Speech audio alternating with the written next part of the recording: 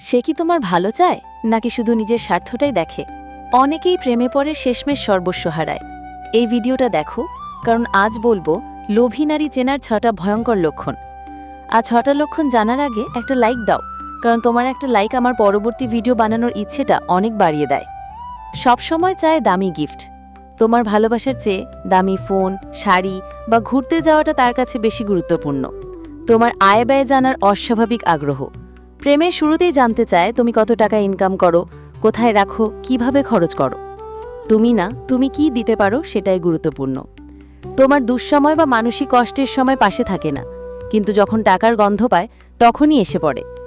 অন্য ছেলেদের সাথে তুলনা করে। সে প্রায় বলে, ওর গার্লফ্রেন্ডকে তো গাড়ি দিয়েছে, তুমি কি দিতে পারো?